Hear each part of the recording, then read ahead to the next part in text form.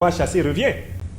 Alexis de Tocqueville a écrit un très beau livre là-dessus, de la démocratie en Amérique, en disant quel est le plus grand danger en démocratie, c'est que les citoyens croient qu'ils sont arrivés, que tous leurs droits sont garantis. Ils s'assoupissent, ils abandonnent le pouvoir aux technocrates et aux bureaucrates. Et la dictature recommence. Donc la démocratie, c'est un régime éveillé. C'est un régime politique de gens éveillés, de citoyens critiques, alertes. Ce n'est pas parce que vous appréciez ce que je dis aujourd'hui que si j'avais à participer à l'exercice du pouvoir demain, il ne faudrait pas que vous soyez attentifs à ce que je dis et que vous ne critiquiez pas ce que je peux avoir dit de faux ou d'excessif. La démocratie, c'est un régime où personne n'a raison tout le temps. Personne. C'est un régime de citoyens éveillés. Donc, merci Potrel pour cette question. Pélagie pose un problème sérieux. Comment mettre ensemble les forces résistantes du Cameroun anglophone et les forces résistantes du Cameroun francophone? Moi, je dis qu'il faut déjà réussir à convaincre intellectuellement, de part et d'autre, que nous devons sortir autant de la République unitaire, version Biya Ijo, que de la République sécessionniste, version Ambazonie. Nous devons construire ensemble une République fédérale. Pour unifier nos forces, nous devons être d'accord sur la forme de l'État dans laquelle nous allons coopérer ensemble après. Nous ne pouvons unifier nos forces qu'avec ceux des anglophones qui acceptent de construire une République fédérale avec nous. Mais ceux des anglophones qui disent qu'eux, ils n'ont plus rien à voir avec le reste du Cameroun. On va unifier nos forces dans quel but? Pourquoi on va chercher à les libérer eux et non pas nous libérer nous-mêmes? Mais c'est ça la question. Il faut donc que nous soyons d'abord d'accord sur le fait que la solution pour nous tous, c'est une nouvelle formule de République fédérale, où les droits qui leur ont été volés leur seront rendus, mais le reste des Camerounais veulent aussi avoir des droits similaires. On va donc faire une République fédérale pour tous. Je disais que moi, je vois par exemple un État qui pourrait être l'État central fédéral, mais l'État central fédéral peut rassembler 3 des régions actuelles du Cameroun en un État central fédéral. Si on met dans la même région de l'État central fédéral une partie de la Damawa, une partie du centre, une partie de l'ouest et une partie du sud, ça fait quoi? Moi, je suis de ceux qui pensent que si nous avons à tracer la République fédérale du Cameroun, on doit court-circuiter l'équation identité entre ethnie et région. On doit casser cette équation-là par le tracé des États fédérés. On doit créer des États fédérés forcément mixtes du point de vue de la sociologie culturelle.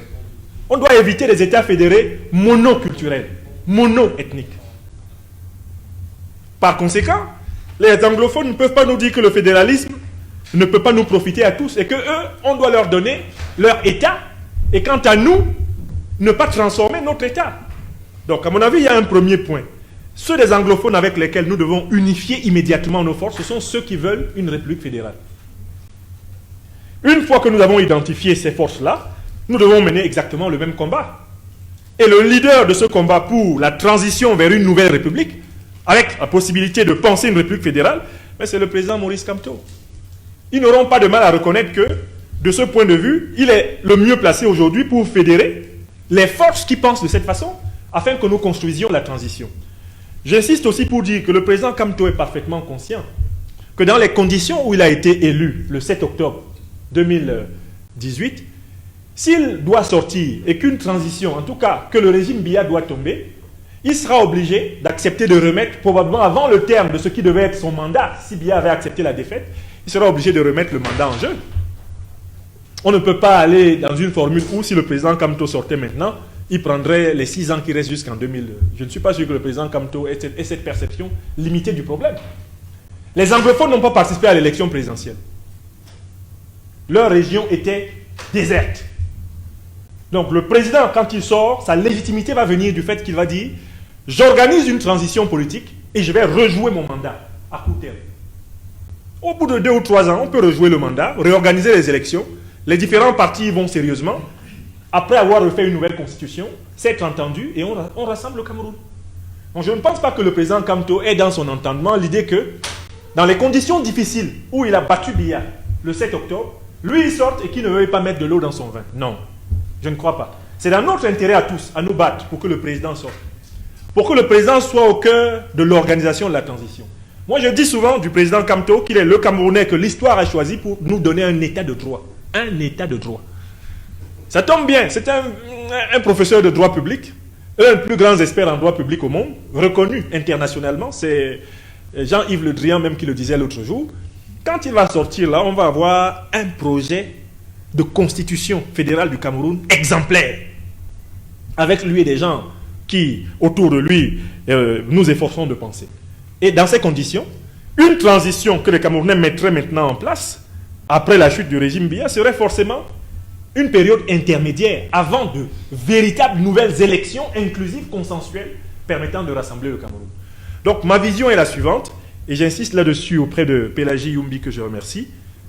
On peut fédérer les anglophones et les francophones autour du projet d'une nouvelle République fédérale. On ne peut pas les fédérer autour de la République unitaire version Biya, ni de la République sécessionniste version Ambazonie. Ce n'est pas possible. Soyons sérieux. Parce que si on devait reconnaître l'un ou l'autre de ces mécanismes comme étant la seule solution, eh bien la situation resterait bloquée. Qu'est-ce qui peut nous rassembler? Un nouveau fédéralisme. Donc voilà mes réponses à vos 3 questions. Et je pense qu'on peut... Au modérateur de la conférence, s'il n'y a pas d'autres questions, c'est à vous de me dire quel est à présent mon sort. Ok. Est-ce qu'il y a d'autres questions ou est-ce que, Borel, j'aimerais adresser ta question? Pourquoi est-ce qu'on a choisi la résistance?